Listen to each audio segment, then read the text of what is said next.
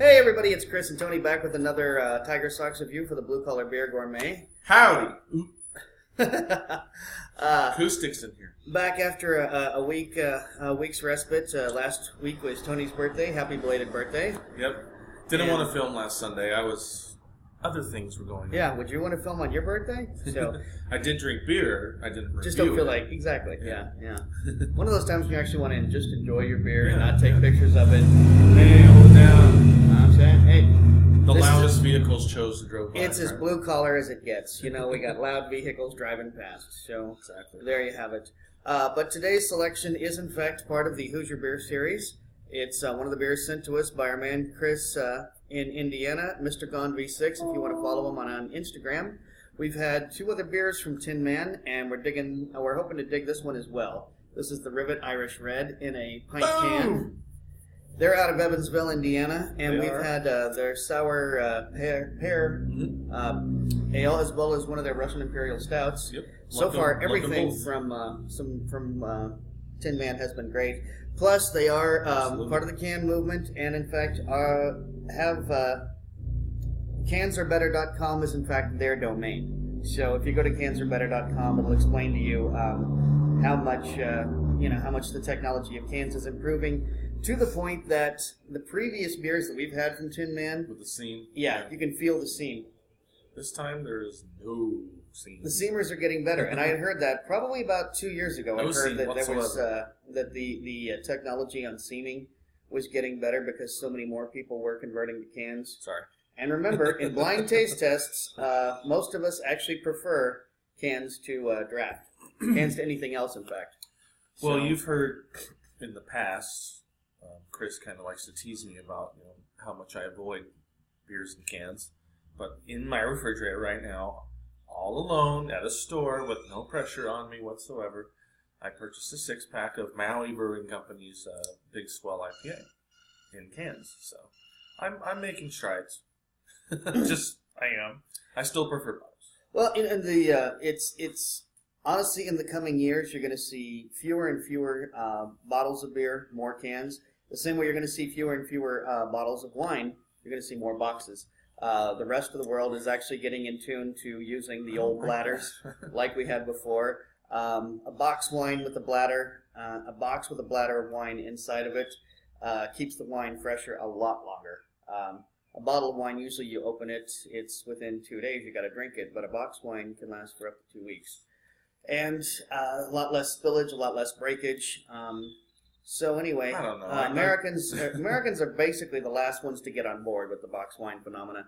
But anyway, yes. That's neither here nor there. The point of today is to discuss this Hoosier beer. And Chris says this is a great beer. I'm looking forward to it. Like I said, everything that we've had from Tinman, we've dug. Very true. Reds aren't exactly my cup of tea, but... And the thing is, you could have. Knowing that Tony's not into reds, I wish you had refrigerated this, knowing that you prefer your beers cold. No, I didn't want it to. Honestly, if it's okay in the future, seriously, when we're reviewing a beer, if it's a variety that you're not crazy about, refrigerate it, man. Make it at least partially to your liking. So. Oh, I appreciate that, my friend. No, I think it depends on the style. I mean, I'm familiar enough with reds that I don't think I need a refrigerated beer. If it's an IPA and you bring me a lukewarm IPA, then I'm going to probably moan and groan. And I don't blame you, actually, on that respect. That's one of the beers that I really like to have. And nothing beats a warm Heineken. Yeah. Nothing beats you into submission like a warm Heineken. Nothing comatoses you. Nothing beats your palate into saying, please don't make me finish this, like a warm Heineken. Yeah, warm Heineken is... basically just skunk in a blender. Pressed puree. I smell the malt already. Oh, yeah, it's coming through big time. And a little bit of honey even. Do you smell a sweetness of some kind? Yeah. Yeah, there's definitely like a faint sweetness to it. We don't have a cost on this because Chris sent it to us, but the ABV is 5.1, and the pull-by date, as it puts on the bottom of the can, is from the 17th of May. So this is a fresh beer, and it's got a brewed on date. And as those One of the last beers I recently reviewed did not have an ABV on it, and you'll hear me chastise Indian Wells for not putting an ABV on there. Well, it's supposed to be there, you know. Yeah. But I'm going to label this at medium-high carbonation. There's carbonation going on, but it's not like crazy bubbles, but there's plenty of them going through. And that head is not going anywhere. Nice malty smell. Lots of malt. I'm smelling almost like a red fruit, like maybe plum. I think I'm getting some raisin, maybe. Yeah, some raisin. Barely, but yeah, maybe just a touch. Loving the color though. It's a true red. Yeah, it's a great sunshine copper red coming from our Chris's left. I don't know if we can see. It does a lot of justice for the glass, but I'll pull back so the light gets enough to your glass. So not really helping much, but yeah, I think we can see from where you're positioned right now that the side of your glass is really bright. Mm-hmm. So it's I would say, textbook color for. Yeah, actually, for an Irish red, definitely. I hope it tastes as good as it smells, because it does really have a nice cheers aroma. From my new Belgian glass, Chris is drinking from the Tenaya Creek. Gotta love the creek. And that's a good beer. That's a good Irish red. Ooh, nice. It's got a very dry finish, yes. Which you would expect with as malty as it was smelling. So the malt comes through on the flavor and also comes through on the finish. I'm going to give it, say, a medium-low mouthfeel. Not a particularly spiky, not a big alcohol burn either. Almost comes across as like a kind of a little bit of a brown. I don't know. Yeah. I'm getting like elements of a brown ale, but it's still tried and true, a red ale. And you get the hops on I'm getting the hops now on like the aftertaste. Like I'm getting the hop bitterness that comes along after that dry finish. Great balance of malt, though. The malt is really the star of the show with this beer. It is indeed. But at the same time, it didn't forget the hops either. Like the more sips I take, the more I'm going, there's the hops. Yeah, hops. Yep. It's just that the malt is so. I don't know what they use for malt, but they used a very tasty malt. Yeah, maybe I can quickly find that again as you discuss more about discuss amongst yourselves. Rivet irishred ale captures your attention the moment you fasten your gaze on its coppery red hue and breathe in its caramel aroma, which is okay, there it was, caramel. Yeah, I can. This beer holds a multitude of rich, sweet flavors with a slight hint of malt. I don't think it's a hint. Tacked on for a clean, dry finish, and that's what we're getting for sure is a dryness. I think this might be one of the more dry Irish reds I've had. That's very true. Get a grasp on a glass and prepare to be riveted out of your seat. Well, it makes it sound like it's not really harping too much on the malt, but my goodness, I mean, that's kind of like almost all of the thing I'm tasting. Yeah, I'm tasting the malt. And don't get me wrong, I'm very happy with tasting the malt. It's a good malt. It's a dry finish, and then, like I said, after the finish, you get the bitterness of the hops and the aftertaste. Yeah. Honestly, the sweetness, to me, more was in the bouquet than the flavor. Yeah. It's subtle. I mean, referencing caramel. Caramel's not, it's more of a salty flavor than it is a sweet. Mm-hmm.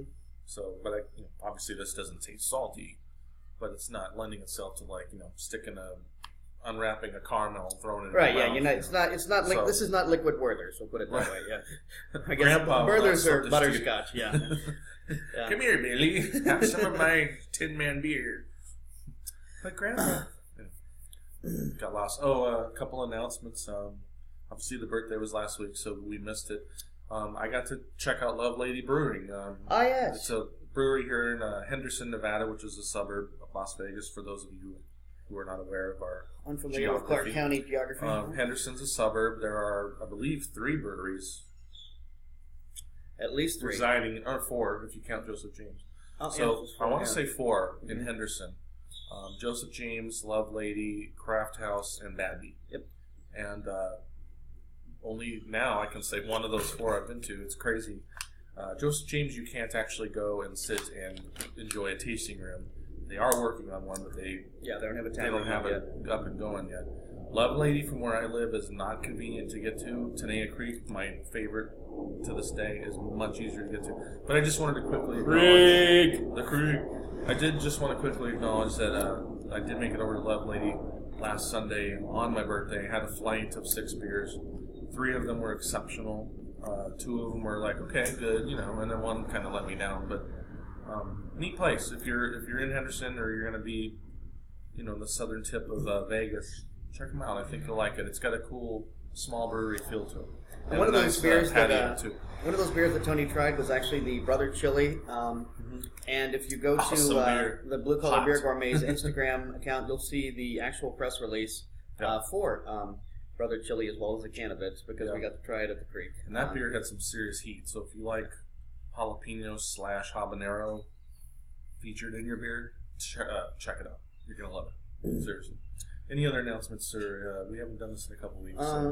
No. Just thanks again to Chris. Yeah, Chris. Thank you, appreciate it. Big fan and of yours. Always, anticipate another box being put together for you. The problem is, see, Chris is in a spot where he has access to great Chicago and Midwestern beers, and I'm in a spot where I get some California beers, any beer that's made in Nevada, and it's true. That's it. Where it's a beer desert. So honestly, I got the long end of the stick on this relationship.